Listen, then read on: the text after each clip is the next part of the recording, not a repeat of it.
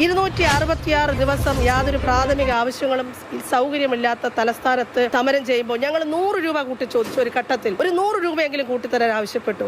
എന്നിട്ട് 100 രൂപ പോലും കൂട്ടായിരുന്ന ആളുകൾ കോടികൾ മുടക്കി ഈ നമ്മൾ കാണുകയാണ് പ്രചാരണം നടത്തിക്കൊണ്ടിരിക്കുന്നത്. ബസ്സുകളിലും എല്ലായിടത്തും നടത്തുകയാണ്.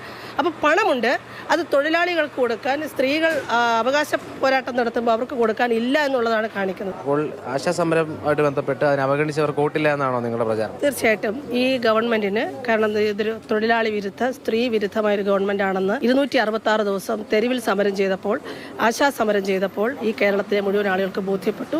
അതുകൊണ്ട് തന്നെ ജനവിരുദ്ധരായിരിക്കുന്ന, തൊഴിലാളി വിരുദ്ധരായിരിക്കുന്ന ഗവൺമെന്റിന് തിരിച്ചു വരാൻ യാതൊരു തരത്തിലുള്ള ധാർമ്മികമായ അവകാശവുമില്ല.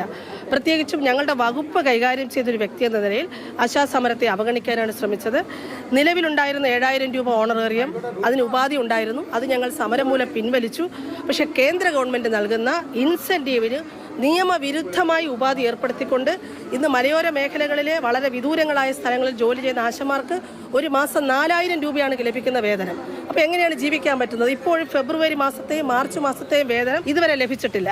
അപ്പോൾ ഇത്തരത്തിൽ ഗുരുതരമായ ആരോപണങ്ങൾ നേരിടുന്ന ഒരു വ്യക്തിയാണ് ആരോഗ്യമന്ത്രി.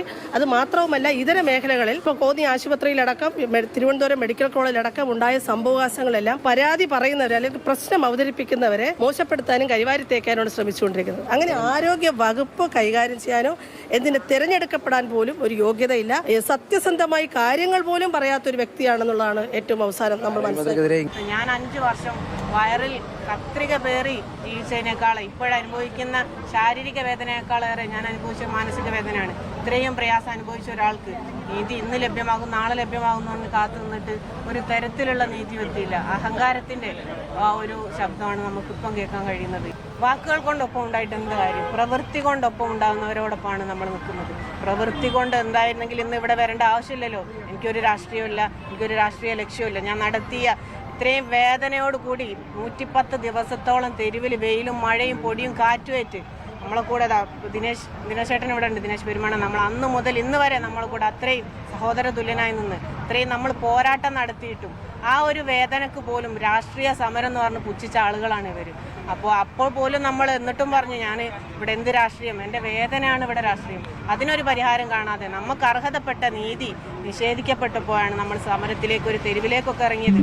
എന്നിട്ട് പോലും നമ്മൾ അവഗണിച്ചു വിട്ടപ്പോൾ നമുക്കുണ്ടായ വേദന അതൊരിക്കലും നമുക്ക് സഹിക്കാൻ കഴിയാത്തതാണ്. നമുക്ക് നീതി കിട്ടിയേ പറ്റും. ഇങ്ങനെയുള്ള ആളുകളെല്ലാം നമുക്കൊരു ജനപ്രതിനിധിയായിട്ട് വേണ്ടത്.